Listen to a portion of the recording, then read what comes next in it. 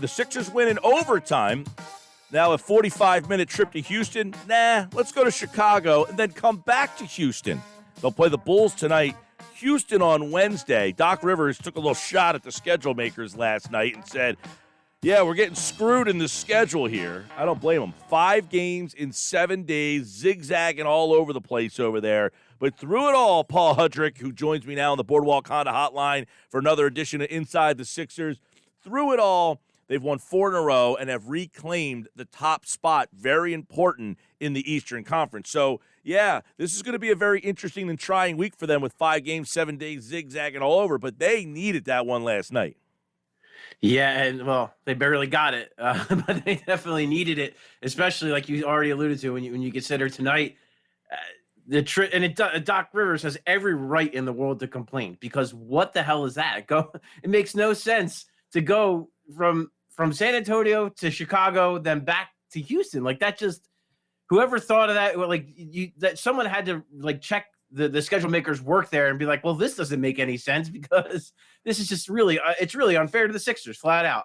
The only good news, I mean, you never want guys to be hurt, but for the Sixers, Levine's probably not going to play. He's still doubtful because he's in the health and safety protocols, and Vucevic is questionable. So the Bulls, who already aren't that great of a team, could be missing their best 2 players. I feel like this happens to the Sixers frequently. They keep missing everybody, and I don't think that's a good thing either.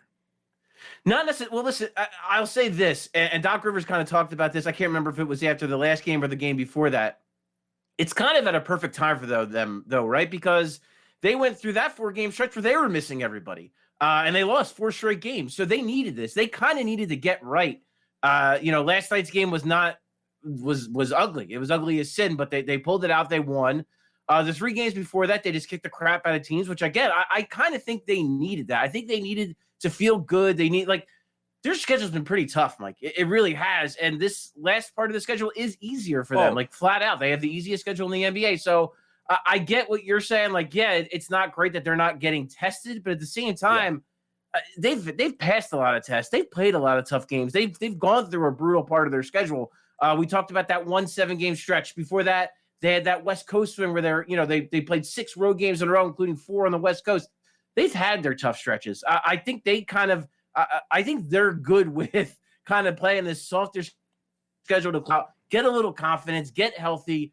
You might be able to pick a few spots for guys to take some time off. So I don't think the Sixers are going to complain about missing guys because they've been on the other side of that and they played tough games. So I think, if anything, I think it's good for them to kind of, go in the playoffs and beat up on some teams and just get some confidence up. Yeah, and they needed it yesterday because they knew earlier in the day that the Nets had lost to the Bucks, and we'll get to that too. But they lose to the Bucks, so if you win the game, you now jump ahead of them. And as we said, this week, while the schedule doesn't have a bunch of world beaters on it, you've got 5 in 7 days. So they checked one off. They got another one tonight, right back Wednesday at Houston. Then they come home, Pelicans, Pistons, couple days off before they take on the Pacers. So, one thing, we talked about him on Friday, and I don't know we talk enough about with this whole season about the importance of Curry. But is he getting going at the right time? Is he feeling more comfortable? Is he getting his place? Is he finding not his role so much? I think he knew what his role is, but is he now fitting that much better? Because he's starting to shoot the ball at a level they're going to need him to shoot the ball at. For sure. They need him to be the guy that he was. I mean, listen, he's not going to shoot 100% for 3 every night, but they need him to be the guy who he was as far as his aggressiveness and the way he was looking for his shot. My concern is, yes, he's getting hot right now, and it is good. It is at a good time, but he's getting hot against bad teams. I want to see him do this against some of the better teams because that's my biggest concern with him. It's not it's when they play the more physical teams, the better defensive teams. Will he not get lost in the shuffle? Will he still be aggressively looking for his shot? On the defensive end, will he be able to hold up? And again, physically, he's on the smaller side. Will he be able to take that pounding against some of the bigger, more aggressive, more physical teams? So, yeah, he's going to be important. He needs to shoot the basketball when he is open. And he needs to, and even when he's not open or just partially open, he needs to find ways to get shots off. And will he be able to do that as they play more physical, better teams? That's going to be the biggest test, and they need him because he's so important for the spacing. He's so important to Ben Simmons and Joel Embiid and what the Sixers do. So they need this version, this aggressiveness to continue, through the rest of the regular season and definitely into the playoffs. What'd you think of the final possession in regulation last night? Hated it. Hated it. Well, okay. Because I didn't see post game last night. So with full. I did not see post game last night. I saw the final. I was Phillies, and I switched back. I watched fourth quarter Sixers, but I flipped back to Phillies, so I didn't see post game. Was he asked about? Was that the play they wanted?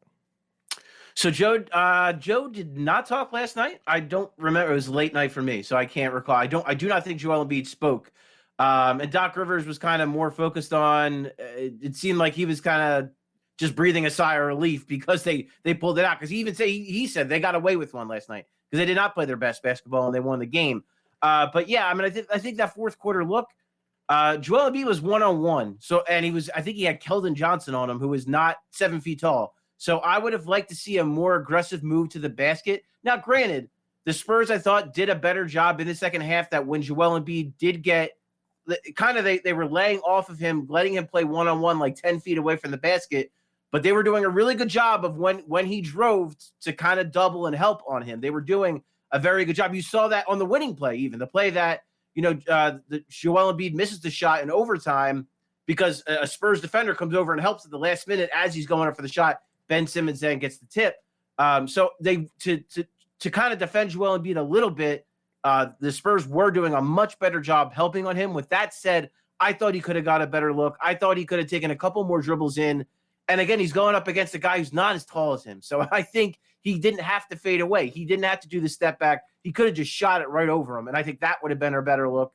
I don't hate the execution because you got Joel Embiid the ball one-on-one. So I don't think the play was bad. I don't think the design was bad. You had Joel Embiid one-on-one. That's what you want in that situation. So I think Joel Embiid could have done a little bit better of a job getting a better look. Yeah, and I thought Allah made a point during the broadcast, which is you only need 1 point. Get yourself fouled. I mean, Embiid can do that in his sleep. At that spot, he's fading away instead of saying, hey, just take it to the rack, big man. Get yourself fouled. That's where, I was like, come on, dude. Like, it just made me think in a playoff spot, is that what you're doing in a playoff? Just helter-skelter, give it to Embiid and let him figure it out, and he settles for that. And he similarly did it in overtime, too. I mean, on the final shot where Simmons tips it in, it's almost a carbon copy, but on the other side. Yeah, he was a lot closer to the basket on that one, Mike. I thought that was a much better look. That's one that he, when he is going, he hits that one almost automatic. It was a really short fadeaway that he took for that last one. So I didn't dislike that one as much. But the regulation one, I thought he was like 15 feet away from the basket and fading away. That's just not a good shot. As far as the playoffs, Mike, like, I don't think you could take too much from that game because they didn't execute all night, really. Early in the game they did, and that's why they were able to build that lead. And then I thought they coasted. They coasted in the second half, and then the Spurs just got really aggressive and just played way harder. And not only did the starters not execute, the bench didn't execute, and that was part of the problem too. I thought they just coasted to the finish line, thinking, "All right, we've gotten this far, just kind of beating them up because we're more talented than they are, and they're missing a couple guys." So we're just going to coast to the finish line, and you can't do that, especially against a team like the Spurs and a coach like Greg Popovich. Right. That team's they're not going to go away. Like, they're going to keep fighting you, and you kind of sensed it, to me at least. I sensed all game at some point that when I saw the Sixers kind of slacking off, that the Spurs are going to make a run and it was going to be a close game. So I just think last night their execution, it wasn't just the last play. I thought their execution kind of sucked all night. So if I'm not going to take too much away from it because they've executed better against better teams. I think it was just a bad night. But you know what? Credit to them. They still pulled it out, even though they did not play good basketball. Yeah, I know that a lot of people were like, hey, if you're playing a team that has 4 starters missing and you're going to overtime, what am I supposed to think when you play against, a Nets or a Milwaukee? Is that a justifiable question? To me, it's not, because it's you don't clear, like, I think it's a couple of things, Mike. And this isn't to make excuses. This is like, there's no excuse for that last night. They should have beat that team handily, easily. So there's no excuse for it. But I'm just saying, in reality, you look at it, yeah, that they're down 4 players, right? They're down good players. So automatically in the game, these guys are only human. You're already thinking, all right, they're missing 4 starters. They're already, a team that's on the outside kind of looking in at the playoffs. I think they're like the 10th seed right now, or maybe just outside of it. And then also, I think it was pretty clear to me that the Sixers were kind of already looking ahead at the fact that their schedule was so brutal. And that's not good either. I mean, they needed to focus on that game, and maybe their heads were elsewhere. They were already thinking, man, we got to enter this. We got to go to Chicago. You know what I mean? And that's not great either. You got to take it one night at a time, especially this season of all seasons. But I mean, and then also when they were consistently up for most of the game by 10 points, like pretty much until like the fourth quarter. Lead at one point, 17 up once. At right. One point, right. So when you're like, and you watch other teams around the league, this is not just a Sixers thing. This happens in the entire league where you go up big against a team you should be beaten, and then you just kind of lose your focus. You're not playing as hard. You're not executing. You're not running your offense properly. You're allowing guys to penetrate on defense, and then when you do that too much, and then you can't turn it back on, that's what we saw last night. So I wouldn't take too much from it as far as, oh, well, if you can't get up for the Spurs, like, listen, if they're playing the Nets and Kyrie, James Harden, and Kevin Durant are all playing, you don't think they're going to be up for that game. That's not a concern to me. I think it was just all the factors I had mentioned, and yeah, it's one game. I wouldn't look too much into it, and I don't think they certainly are. I think they are.